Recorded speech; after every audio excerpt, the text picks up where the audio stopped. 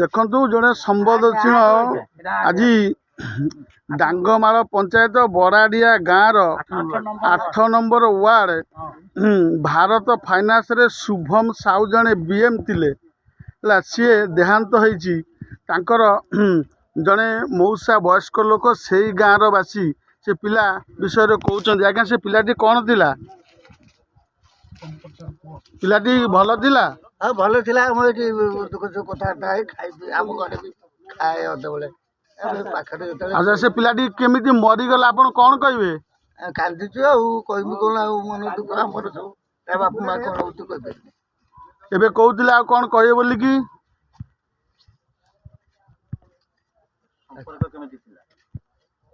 ଆପଣଙ୍କର ସେ ପିଲାଟି ସମ୍ପର୍କ ପୁଅ ଭଳିଆ ଆମେ ଦେଖୁ। ଆଉ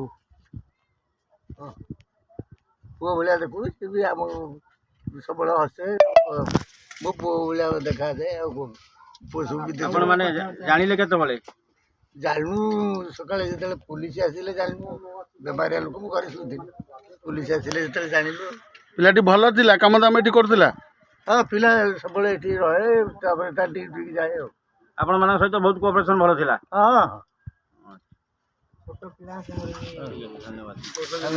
ସେମିତି କିଛି ଖରାପ ନଜର ଆସେ କି ଆପଣଙ୍କର? ନା, ସତତା ବାପା ଅତି ସୁନ୍ଦର ପିଲାଟି ଥିଲା ନାଇଁ?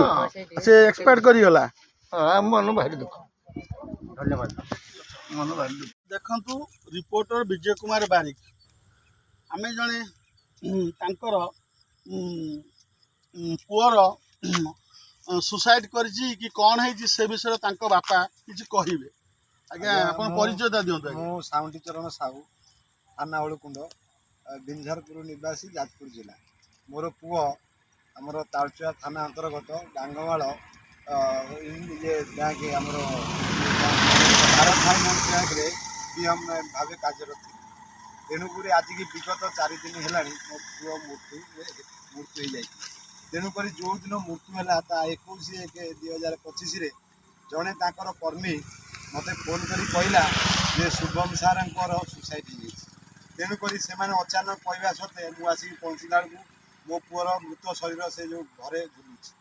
ଆଜି ସେଇ ଅବସରରେ ମୁଁ ଆସିଥିଲି। ତାଙ୍କର ଦେଖିଲି ଆଭାଭାବ ଯେ ସେମାନେ ମୋର ପୁଅର ଯେଉଁ ତା'ର ପ୍ୟାଣ୍ଟ ସାର୍ଟ ଭଲ ମନ୍ଦ ଘରର ଆଶାପତ୍ର ତାକୁ ସଫାସୁତୁରା କରି। ଆପଣ ଥିବା ଅବସ୍ଥାରେ ନା ଆପଣ କୋଉଠି ଯାଇଥିଲେ? ଏମିତି କଲେ? ମୁଁ ଯାଇଥିଲି ଆପଣଙ୍କର ତାଳଚୁଆ ଥାନା ମେରାଇନ ଥାନା ଯେଉଁ ସମୁଦ୍ରିକ ଥାନାରୁ ଆସିବା ପରେ ଦେଖିଲା ବେଳକୁ ସେମାନେ ତାର କପଡ଼ା ଲତା ତାର ଆଶାପତ୍ରକୁ ସବୁ ସାଇଡ୍ କରିକି ଏକ ବ୍ରାହ୍ମଣକୁ ଡାକିକି ସେ ଘରକୁ ସ୍ୱଚ୍ଛ କରୁଛନ୍ତି। ମୁଁ ଅନ୍ତରର ସହିତ କହୁଛି, ଦୃଢ଼ତାର ସହିତ କହୁଛି, ଏଇ ଯେଉଁ 5 ଜଣ ଷ୍ଟାଫ୍ ଥିଲେ ସେଇମାନେ ହିଁ ମୋ ପୁଅ ମୃତ୍ୟୁର କାରଣ। ଆଉ ସେଇମାନେ ହିଁ ଷଡ଼ଯନ୍ତ୍ର କରିକି ମୋ ପୁଅର ଜୀବନ ନେଇଛନ୍ତି। ତେଣୁକରି ଶୁଣୁଥିଲେ ପୁଅର ବାପ କି ଦୁଃଖର ସହିତ ଅଛି। ଭାରତ ଫାଇନାନ୍ସ ଏମିତି ଗୋଟେ ମରଣ ଖାଞ୍ଚ ବସେଇଛି ଯାହାଫଳରେ ସାଧାରଣ ଲୋକ ଏବଂ ଗରିବ ଗୁରୁବା ମହିଳା ତା ଦେହରେ ଋଣଗ୍ରସ୍ତ ହେଇ ଆତ୍ମହତ୍ୟା କରିବାକୁ ଯାଉଛନ୍ତି। ତାହାର ଗୋଟେ ଜ୍ୱଳନ୍ତା ପ୍ରତିଭାର ଜଣେ ବିଏମ୍ କାର୍ଯ୍ୟରତ ତାଙ୍କ ବାପା କି ଦୁଃଖର ସହିତ କହୁଛନ୍ତି ଯେଉଁ ବିଏମ୍ ଭାବରେ ସେ ନିଯୁକ୍ତି ଥିଲେ ତାଙ୍କର 5 ଜଣ ଅଣ୍ଡରରେ କାମ କରୁଥିଲେ, ଅଥଚ ସିଏ IIC କତିକି ଯିବା ଆଗରୁ କତି ଯାଇଛନ୍ତି। ତାପରେ କ'ଣ ହେଲା ଯିବା ପରେ ଆମେ ଆସିକି ଦେଖିଲା ବେଳକୁ ସେମାନେ ସଫାସୁତୁରା କରିଦେଇଛନ୍ତି। କୌଣସି ତାର ପ୍ରମାଣ ସ୍ୱରୂପ ମୁଗାଦା ଗୋଟେ ପିଲାଟେ ମରିଗଲା ତା ପରିବାରକୁ ସମବେଦନା ଜଣେଇବା କି ତାଙ୍କ ଘରକୁ ଯିବା ଏସବୁ କିଛି ଲକ୍ଷଣ ନାହିଁ। ସେମାନେ ଆମେ ଆସିଲା ବେଳକୁ ଏମାନେ ସବୁ ଏଇ ଟାଇପ୍ର କରିଛନ୍ତି। ମୁଁ ପଚାରିଲା ବେଳକୁ ଏସବୁ କ'ଣ ନା ଆମେ କରିଦେଇଛୁ। ତେଣୁକରି ମୁଁ ମାନେ ଅନୁରୋଧ କରୁଛି ତାର ତଦନ୍ତ ମାନେ ନ୍ୟାୟ ମୋତେ ନ୍ୟାୟ ମିଳିବ। ତାଙ୍କ ବାପା କହିବାର କଥା ଆର ପୁଙ୍ଖାନୁପୁଙ୍ଖନ ତଦନ୍ତ ହଉ, ନିଷ୍କର୍ଷ ବାହାରୁ। ଯେଉଁ 5 ଜଣ ତା ସାଙ୍ଗରେ ଥିଲେ ତାର ସମବେଦନା ଜଣେଇ ନାହାନ୍ତି। ଭାରତ ଫାଇନାନ୍ସ ଗୋଟେ ଏମିତି ଫାଇନାନ୍ସ ଯାହାଫଳରେ ସାଧାରଣ ଗୋଟେ ତାଳଚୁଆ ଥାନା ଡାଙ୍ଗମାଳ ପଞ୍ଚାୟତ ବାଗବରରେ ଗୋଟେ ଖାଞ୍ଚ ବସେଇଲା ଭଳି ବସେଇଛି। ଯାହାଫଳରେ ଜ୍ୱଳନ୍ତା ଶୁଣିଲେ ତାଙ୍କର ପୁଅ ତାଙ୍କୁ ମାରି ଦିଆଯାଇଛି। ସେ କହିବା କଥା କି ସୁସାଇଡ୍ କରିଛି ତା ଠିକ୍ ଭାବରେ ତଦନ୍ତ କରାଯାଉ। ସେ ଆଇନର ସାହାରା ନେଇଛନ୍ତି। ଦେଖାଯାଉ କ'ଣ ହେଉଛି। ଏଠି ଆମର ସମବେଦନା ଆମ ଭଣଜାଟି ମରିଯାଇଛି। ଏମାନେ ଉପଭୁକ୍ତ କେହି ନାହାନ୍ତି, ଆମକୁ ସାନ୍ତ୍ୱନା ଦେବାକୁ କେହି ନାହାନ୍ତି। ଏଠି ଆସିଲା ପରେ ଏଠି ବ୍ରାହ୍ମଣକୁ ଆସି ପହଞ୍ଚିଲା ପରେ ବ୍ରାହ୍ମଣକୁ ଡାକିଛନ୍ତି। ଘର ଫର ଧୋଇକି ତାର ଯେତିକି ବାସ୍ତୁ ଜିନିଷ ପଦାକୁ କାଢ଼ି ଫିଙ୍ଗିକି ଏଠି ତାଙ୍କର ପୂଜା ପର୍ବ କରିବା ପାଇଁ ପ୍ରବଚନ ଚାଲିଛି। ମୁଁ ଯେତେବେଳେ ସେ ବ୍ରାହ୍ମଣଙ୍କୁ ପଚାରିଲି ଏଠି ଆପଣ କେତେ ଦିନ ପରେ ପୂଜା ହବ, ନା ସବୁ ସପ୍ତାହରେ ହୁଏ ନା ମାସରେ ହୁଏ ନା ଏଇଟା ଏଇ କର୍ମଟା ହେଇଛି ହୁଏ। ସେ କହିଲେ ନାଇଁ ଆମକୁ ଡାକିଛନ୍ତି ଏଠି ଯୋଉ ଅକ୍ମବନ୍ଧ ହେଇଛି ବୋଲି ସେଟା ପୂଜା କରି ବୋଲି ଆଇଛୁ। କଣ ପାଇଁ ପୂଜା ହବ? କି ପୂଜା? ଏଇଟା ତାଙ୍କର ଘର ମାନେ ସୁସାଇଡ୍ ହେଇଯାଇଛି, ଏଟା ଧୋଇକି ପରିଷ୍କାର କରି ପୂଜା କରିବେ ବୋଲି। ଜଣେ ଏ ଘରେ ସୁସାଇଡ୍ କରିଛି, ଆଇନ ବିରୋଧରେ କାର୍ଯ୍ୟ ଅନୁଷ୍ଠାନ ଚାଲିଛି, ଏଟା ଘରୁ କପଡ଼ା କେମିତି କାଢିଲେ? ସେଇ କଥାଟା ବ୍ରାହ୍ମଣ କେମିତି ଡକାଗଲା? ଏ ଯୋଉ କପଡ଼ା ଯିଏ କରିଛି ତା ବିଷୟରେ କିଏ ଦାୟିତ୍ୱ ପରମିଶନ ଦେଇଛି ଏସବୁ କରିବା ପାଇଁ? କାହିଁକି ବାହାର କରାଗଲା? ଏଠିକି କାହିଁକି ବାହାର କରାଗଲା?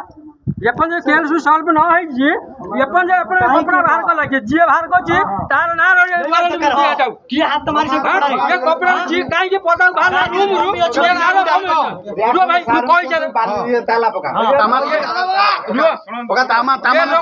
ତାମାନେ ତମେ କହିବା କଥା କଣ ଏମାନେ ସାଜିଶ ଅଛନ୍ତି? ଏଇମାନେ ହଉଛନ୍ତି ଉପକୃତ ଲୋକ ଶାସନ, ଯୋଉମାନେ ଏଇମାନେ ହଉଛନ୍ତି ଦାବି କରିଛନ୍ତି। ଯୋଉମାନେ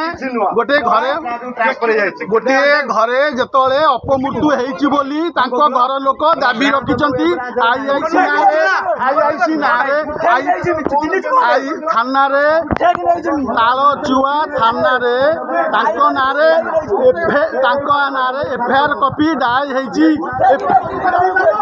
ଏଫଆଇଆର କପି ଦାୟର ହେଲା ପରେ ଥାନା ପ୍ରଶାସନ ଅଧିକାରୀ କହିଛନ୍ତି ଯେ ସେ ଘରକୁ ସେଠି ସିଜ୍ କରାଯିବ। ଅବିକା ଘରେ ଆସିଲା ବେଳକୁ କ'ଣ ହେଇଛି ନା ବ୍ରାହ୍ମଣ ଡକାଯାଇ ସେ ଘରର ସାମାନ ପତ୍ର ତାଙ୍କର ଷ୍ଟାଫ୍ ମାନେ ସବୁ କାଢ଼ିକି ତାର ଶୌଚ କରାଯାଉଛି। ବ୍ରାହ୍ମଣ ଡାକି ତାଙ୍କର ଲୋକ କହିବା କଥା ବ୍ରାହ୍ମଣ କ'ଣ ପାଇଁ ଆସିଛି? ସେଇ ବ୍ରାହ୍ମଣ ଆସିଛି ଘରର ପ୍ରତିଷ୍ଠା କରିବା ପାଇଁ। ଏଠି ପଚାରିଲା ବେଳକୁ ସେ ସାର୍ଙ୍କୁ ମୁଁ ପଚାରିଛି, ମୁଁ ଚାଲରେ ପଚାରିଲି, ମୁଁ କହିଲି ବ୍ରାହ୍ମଣ ତମର କୋଉଥିପାଇଁ କାରଣ ଆସିଥିଲା? ନା ମାସକର ପୂଜା ହୁଏ ନା ସପ୍ତାହରେ ପୂଜା ହୁଏ ନା ତମର ଏଇ କର୍ମଟା ହେଇଛି ପୂଜା ହୁଏ? କହିଲେ ନା ଆମେ ଡାକିଛୁ ଏ ଘରଟା ଟିକେ ଅଶୁଦ୍ଧ ହେଇଯାଇଛି, ଶୁଦ୍ଧ କରିବାକୁ ଡାକିଛୁ। ଆଚ୍ଛା, ଏ ବିଷୟରେ ଆଇଆଇସି ଅଛନ୍ତି, କ'ଣ କହୁଛନ୍ତି ସେକେଣ୍ଡ ଅଫିସର? ଆଇଆଇସି ପଚାରୁନାହାନ୍ତି କ'ଣ କହିବେ? ସେକେଣ୍ଡ ଅଫିସର କ'ଣ କହୁଛନ୍ତି?